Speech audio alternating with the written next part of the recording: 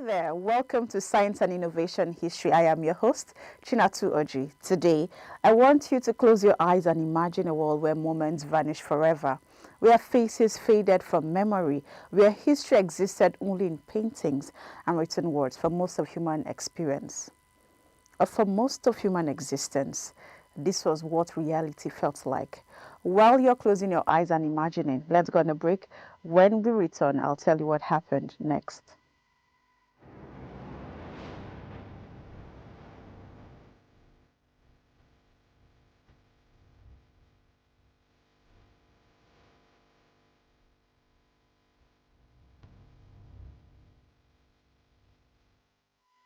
Welcome back. I hope you still have your thoughts together. An invention came that could change everything. Guess what it was? It was the camera, a device that could freeze time, capture light, and preserve reality itself. Today, we carry cameras in our pockets, snapping thousands of photos without a second thought. But the journey from that first fuzzy images to today's crystal clear digital photographs spans centuries of innovation, failure, and genius. So this is the story of how humanity learned to capture light and preserve moments forever. Our story begins not with a photograph, but with a darkened room and a tiny hole. Around 400 BCE, Chinese philosopher Mozi observed something peculiar. When light passed through a small opening into a dark space, an inverted image of the outside wall appeared on the opposite wall. He had discovered what we call the camera obscura, literally dark chamber in Latin. This wasn't just a Chinese discovery. Aristotle also noticed the same phenomenon in ancient Greece, observing crescent-shaped images during a partial solar eclipse. But for centuries, the camera obscura remained a curiosity, a scientific oddity with no practical application. Well, that changed during the Renaissance. Artists now discovered that the camera obscura could be an invaluable tool. Leonardo da Vinci wrote detailed descriptions of the device in his notebooks, recognizing its potential for understanding perspective and light. By the 16th century, portable camera obscuras with lenses became tools for painters who traced the projected images to create accurate compositions. The camera obscura could project an image, but it couldn't preserve it. Light created the picture, but when the light was gone, so was the image. You can imagine. The crucial question remained, how do you make the image permanent? The answer would take another 2 centuries to arrive. In the 1820s, a French inventor named Nicéphore Niépce was obsessed with capturing images permanently. He experimented with various light-sensitive materials. Finally, he succeeded in 1826 or 1827 thereabouts. Using a pewter plate coated with bitumen, Niépce created View from the Window at Louvre, the world's first permanent photograph. The exposure time, it was roughly about 8 hours. The image was fuzzy, barely recognizable, but it was a photograph. Now that's the good news. Niépce knew his process needed improvements, so he partnered with Louis Daguerre, a theatrical designer and fellow experimenter. After Niépce's death in 1833, Daguerre continued the work, eventually developing an entirely new process. So on January 9th of 1839, the French Academy of Sciences announced the daguerreotype to the world. The daguerreotype was very revolutionary. It produced stunning detail on silver-plated copper sheets, creating a mirror-like image that seemed almost magical to viewers. Exposure times dropped from hours to minutes and then to seconds. Portrait studios sprang up across Europe and America. People could finally see themselves as they truly appeared, not as interpreted by a painter. So, the daguerreotype became a sensation. Though each image was unique, there was no negative, no way to make copies. But in England, William Henry Fox Talbot was developing his own process. His calotype was announced in 1841, and it used paper negative that could produce multiple positive prints. Just follow me. Though less detailed than the daguerreotypes, Talbot's process established the negative-positive system that could dominate photography for over 150 years. Two systems, two visions, but both proved that capturing reality was finally possible. Photography had now arrived, but it was still cumbersome, expensive, and required expertise. So the next breakthrough came in 1851, when Frederick Scott Archer introduced the wet collodion process. This technique produced incredibly sharp negatives on glass plates and reduced exposure times to just seconds. There was one catch. The plates had to be coated, exposed, and developed while still wet.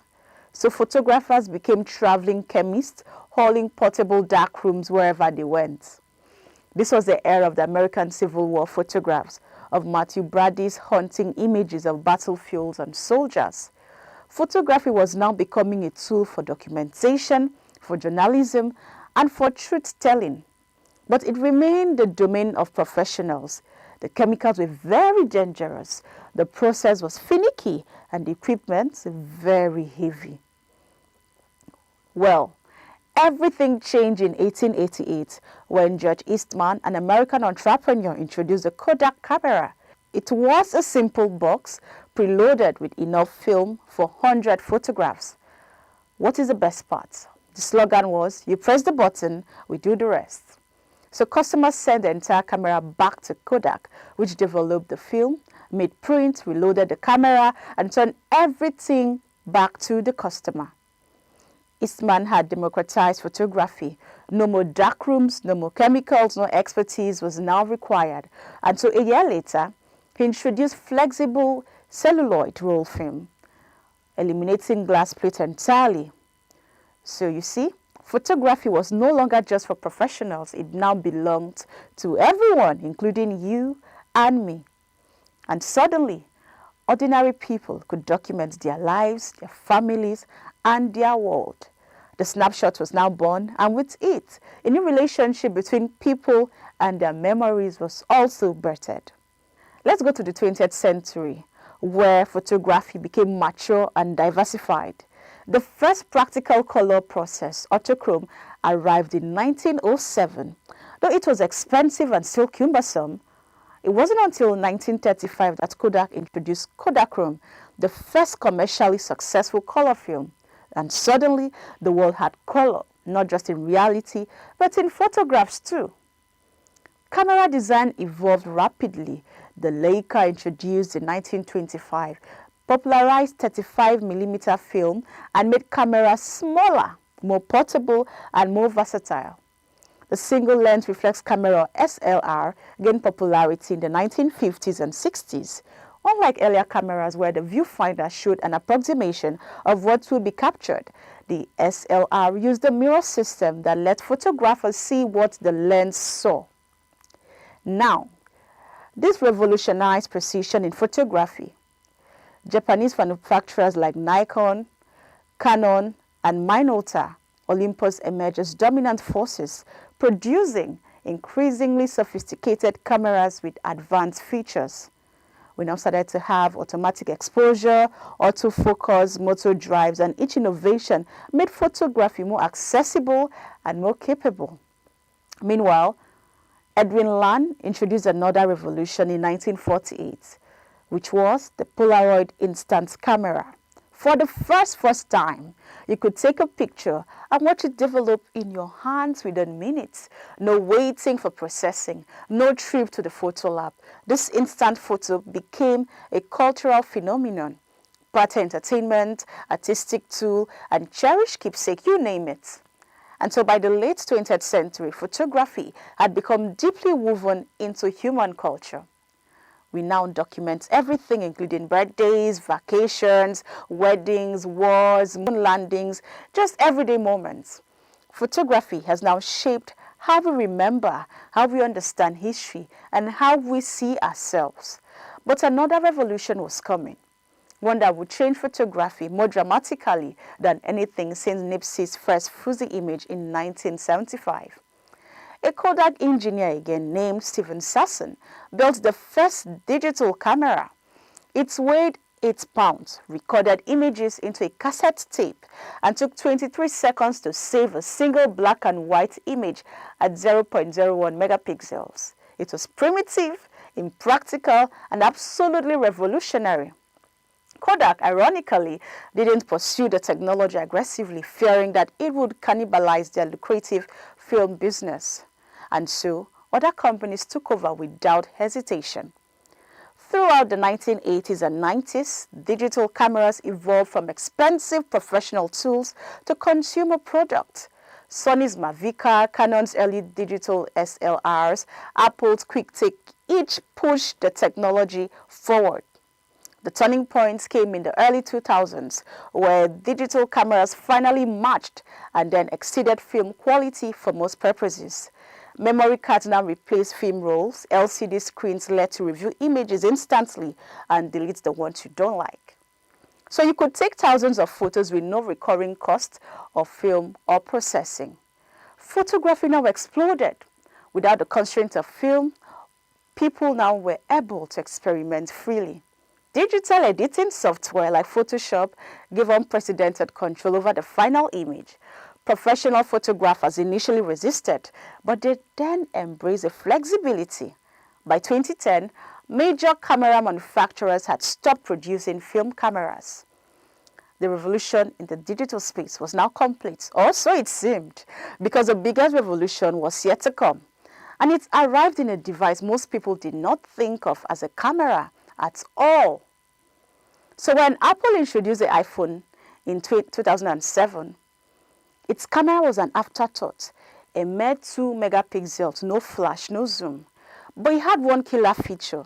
It was always with you as a smartphone.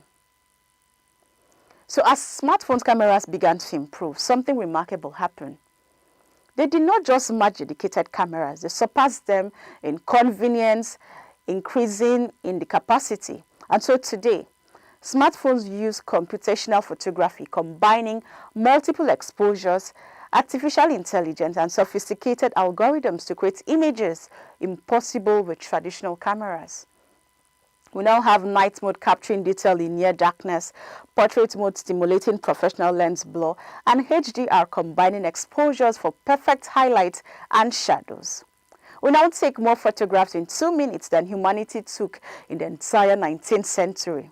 Instagram, Snapchat, TikTok, visual communication on the whole has become the primary way we now share our lives. The camera has become an extension of human experience itself. From Niépce's 8-hour exposure to smartphone snapshots in microseconds, from daguerreotype studios to billions of daily Instagram posts, the camera has transformed how we remember, how we communicate, and how we understand our world. The camera did not just capture reality, it changed it. It gave us the power to preserve moments, share perspectives, and tell stories in ways our ancestors could never imagine.